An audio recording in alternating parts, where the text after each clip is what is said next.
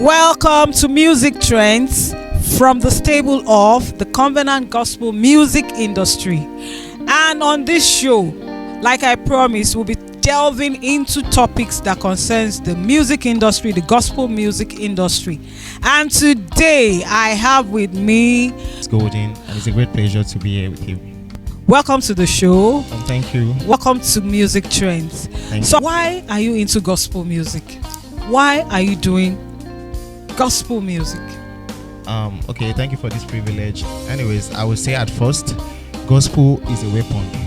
And in life, we all have gifts, embezzled to different categories. So, gospel on its own, it's like a calling. Though some people, choose it and split it into business kind of perspective and everything. So, gospel is not just something, not just, what I would have loved to do, but, because in the secular world now, we feel there is no money into the gospel industry, which people are, diverting from it. But the truth is that gospel, it's an assignment. We all came into this life, with different assignments, and we all different callings. So I think to me, gospel is my own calling, and that's why I'm doing it. I'd like to take you back into the Bible. Okay. The parable of talents. Okay. The parable of talents. So, will you say you are doing gospel music because you are talented, or because there's a deep conviction inside of you that this talent I have, let me channel it towards doing God's work? You can be talented. Definitely. Let me break it down for you. Yeah. Like most of these secular music artists, big time music artists, some of them started in the church. Okay. I don't want to mention names. No, I get your point. So they are talented, just like the parable of talents. Yeah. They could have chosen to stay in the church and use their talent. Okay. So for them, it's not a calling. Yeah. For you, it is a calling. Yeah. Because there's a deep conviction inside of you that this thing that God has placed into me, let me use it for Him. Yeah. Are you getting my point? Yes, I understand you. So now that is a calling, are you saying that you have benefited from this calling, using your talent for God, even if you are not singing? Drumming is a talent. Yeah. All these instruments, though you learn it, but if you are not talented, there will still be difference between somebody God has gifted. There are some people that are gifted in all this. Yeah. Like my own first son now, he started playing drum very early. Okay. Because I used to go to choir practice and I used to take him. Until today, he plays drums. You understand? So what have you benefited in playing drums in the house of? You could have chosen to play drums for King Sonny Adena. Okay.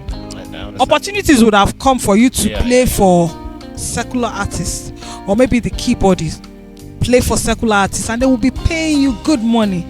So why do you choose to still stay in the church and play this instrument or do God's work, use your talent for God's work?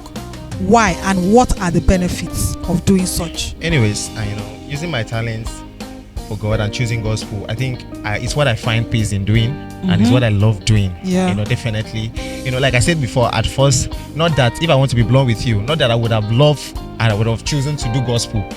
I would have chosen to do, secular, because I like secular music and the pattern and everything. But, realizing that that's not my own calling. That's not my mission, you understand, in life. So at first you understand your mission, why God sent you to this life and everything. Gospel doesn't necessarily mean you must be a pastor, preach and everything, play instruments and all those things like that. And so to me, it's what I love, and it's what I find peace doing. So it gives me peace and it brings me joy. And talking about what I've benefited a lot, spiritually, physically, it has been amazing all through.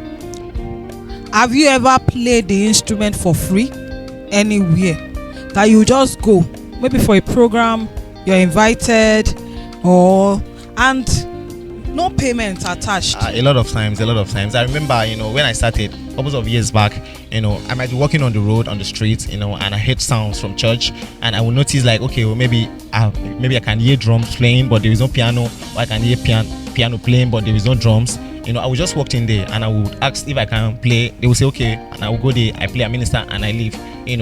Because it's what I love doing.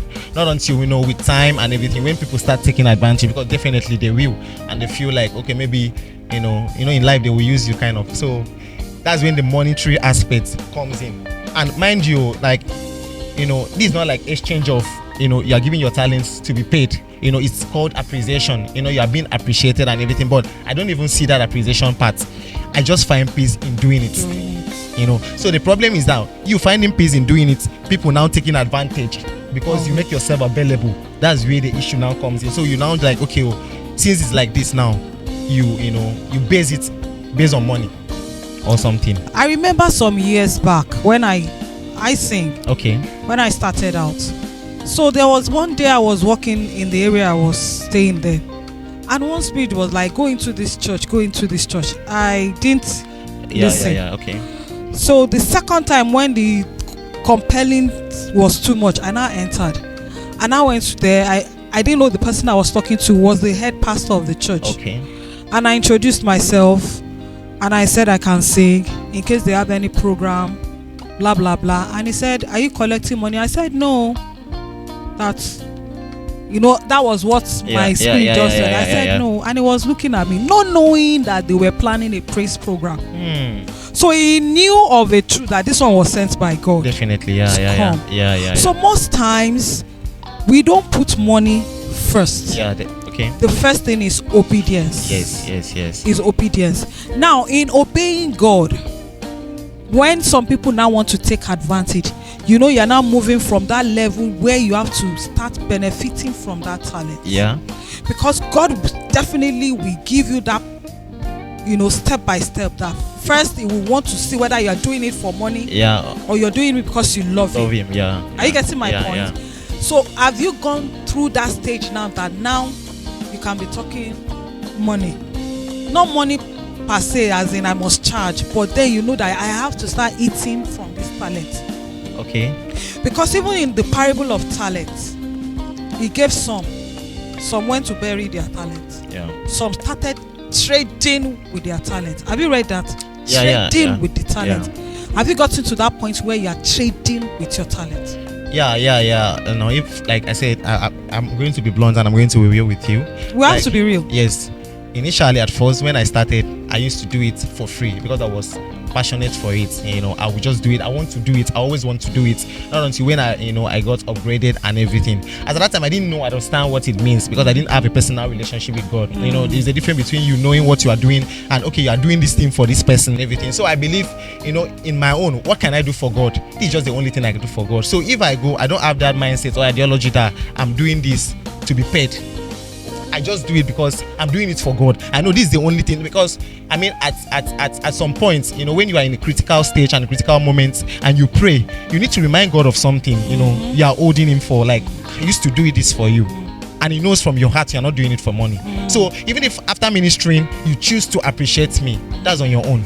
She gets now, like, that's the stage I am now. Like, I've grown to that level now. Stage. Yeah. So if you put a call to me like, okay, please, I need you, or I need your service and everything now, if I'm late to come, I will just come. I'm not coming. I will not ask you like, okay, this is it, or this is my price tag. I used to do that before, not until when I understood why I'm doing this.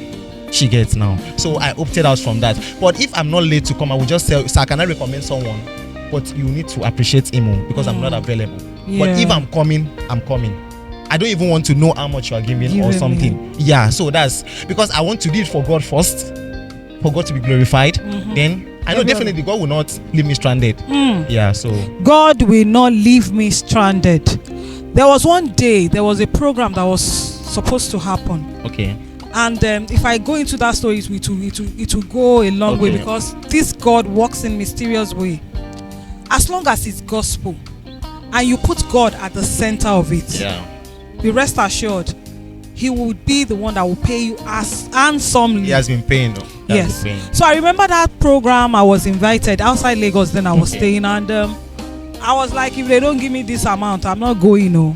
How can I go and sing? And it was as if God heard. All He wanted was just go sing for me. Before I got there, my account was already breathing. I don't know how He did it. So by the time I finished, I didn't even wait to say, what are you giving me? So what we are trying to project and tell the people out there, it's not as if your talent, you can't trade it for money, but let it not be the focal point. Let it be that the one who sent you is the one you want to go and first of all answer to. And that is why you see some pastors or taking advantage of it. But you, that you are doing it for God, let it be that each time you want to go and do anything, maybe use your talents, your gifts or whatever, let it be the first thing should be that is unto God. Sure. Yeah. I know a lot of people would have taken advantage of you, but do you know what? God has paid back in other ways. Yeah. Exactly. The same thing with you. So what are we trying to tell the people out there? Doing gospel. To know why they are doing gospel. Just give them one point. Before I give out the points, let me just enunciate this now to your nutshell. Most of these pastors, sorry for being blunt now, most of the pastors in particular, I remember couples of years that when I used to charge, I charge money. I charge. You don't joke with me, even my crew now, you don't joke with us. If you call us now, definitely you must make sure that you prepare for us, not that you give us stories and everything. But I was told couples of times, through prophecies, through people, even my mom called me, my state, and said, that God said I should serve him. God said I should serve him. I'm like, that I've been in Lagos for couples of years. Since I came to Lagos, I've not done any other job except from serving God, going to churches. So which one is God said I should serve him? Am I not serving God enough? I used to ask that question couples of times, and anywhere I go, they'll keep on telling me God wants you to serve, God loves you, God wants you to serve him. And I'm like, this weird, but I'm serving God. I'm doing church. I'm always in church. I play for church and everything. So I now sat back on my own one day and I want to know, why is this serving God, being rampant? Like, what is it that I'm not done, or what is that I'm not doing right? That's when I came to understand that, okay, maybe because of the money I've been paid, like, okay, salary, monthly allowance, or all those things now. So I opted out. I left the church I went to another church that they did not even know me. I was just passing, and that's how I hate the church, and I entered, and that's the spirit just said, okay, I should be serving here. And I served in that church for a year and 3 months. But if I want to tell you the experience there, it's not encouraging. Not because of people that were in the church, even from the pastor, for you to know that Satan is also real. I served the first month. It wasn't easy. Even when I did not even serve, like, I used to get favor, even from church members, even from pastors and everything. But this one, even the pastor of the church, was even attacking me. Because I've made that personal decision already. So I need to serve for that year. I told God I'm going to serve for 1 year. Without collecting a dime. And I served in that church for 1 year, 3 months. Without accommodation, without food. I remember I wore one trouser and one pair of shoes for almost a year plus in that church. Not that the pastor doesn't have money. The pastor blesses other people. He wouldn't have called me and like, okay, Golden, I know, even if you are not paying you, I know you need money. I know you need this one. Okay, take this one. The pastor was buoyant enough financially. He helps other people even before me, before my eyes. But I also said I will not ask you. He said, let me beg. But God did not allow me to beg. But I didn't get anything from that church. But what was funny was, after 1 year, I said I'm going to serve for a year. But after 1 year, I still served for like 3 months. It was the 3rd month. God paid tremendously. God paid tremendously. Like over $1 million. I'm not joking. Wow. I'm not joking. So it was at that point that I knew that, something is. So it's real. Yeah. So since then, I made that decision. So our viewers, you've heard it. You've not heard it all, because we have more. It's coming your way on music trends from the stable of the Covenant gospel music industry. We can go on and on. Mr. Golden will be back. He will be right back for another episode, because I know you have a whole lot to say. A whole lot. Music trends from the stable of the Covenant gospel music industry. Thank you for watching. I am your host, Divine Doris. Thank you.